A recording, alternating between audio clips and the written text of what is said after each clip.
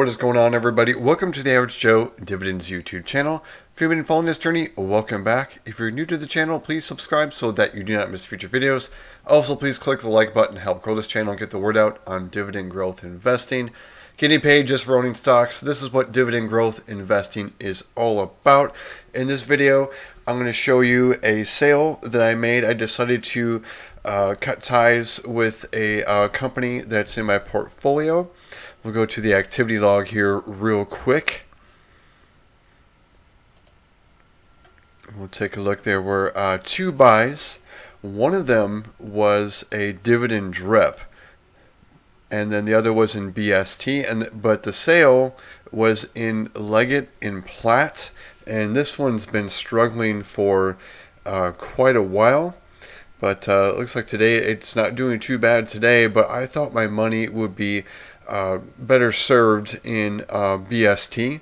It pays a higher dividend, and I just see better growth. Even though this is a covered call options closed-end fund, I think it can beat Legg in the long run as long as the technology sector recovers fully.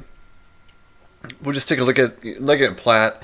LAG is the ticker symbol. It had a 9% decrease in Q3, and it just hasn't been doing great for me. I'll show you on my Google Docs spreadsheet here. Leggett & Platt, they actually just recently announced their new dividend pay date there on January 13th, which I won't be receiving.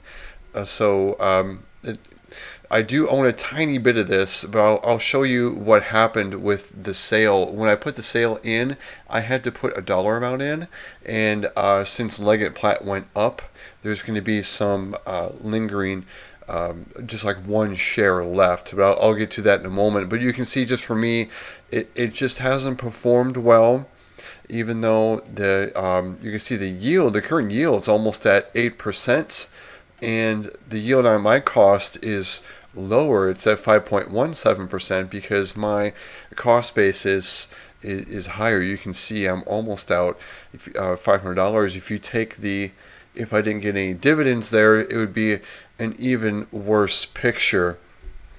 So what this is going to do with me getting rid of Leggett & Platt, except for that one share, and buying BST, it's going to change my monthly cash flow average, and we'll get into that here shortly. But the reasons I'm selling this really is, number one, I'm going to do a little tax loss harvesting. I'm going to have a nice tax bill due in April, so this will help lower the burden. And this is just an investment. I just don't really feel excited about putting more money into it, so I just don't think it should be in my portfolio then going forward. And I'm also skeptical that in May, that's usually when Leggett & Platt raises their dividend, they're going to be able to do much of anything for a dividend increase. They could even potentially even cut it.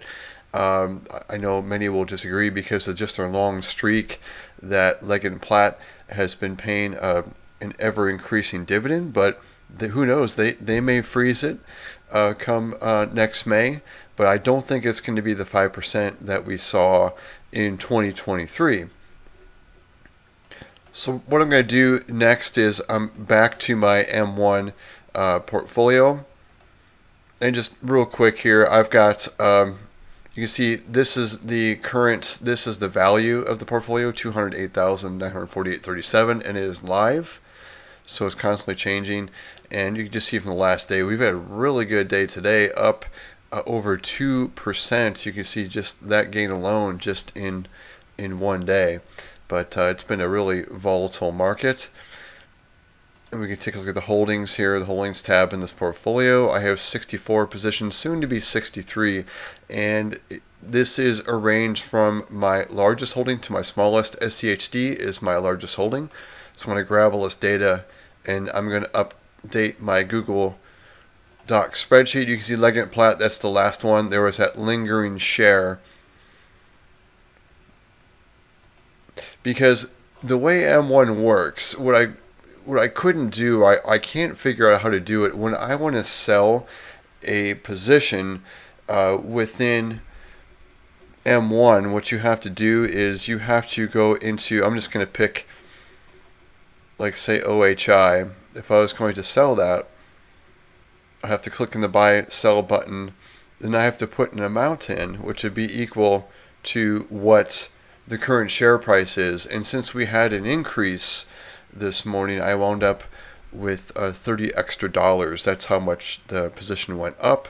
So if I put in 2877.91 and there was no change in OHI and sold it, it would zero me out, but that usually doesn't happen with M1. I know you can just select something and remove it, but what I don't want to do is I don't want to then put that money back in based on my allocation percentage. I actually want to guide it, those dollars, exactly where to go, and I don't know a way around that besides just clicking the buy sell button, putting it into dollar amounts, and then picking your new investment.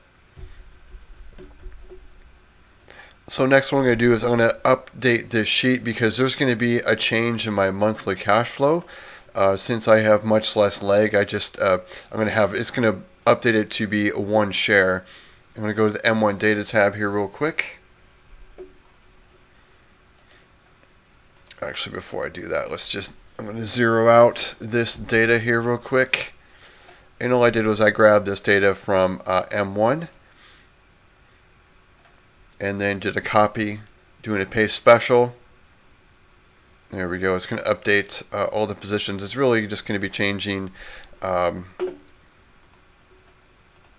just 2 positions, and that was Air Products, just a tiny bit, just a fractional there, and then adding more to BST. So I'm going to go over here, and so now the new monthly cash flow average is $864.49. I'm going to update that over here. We'll see what that change was.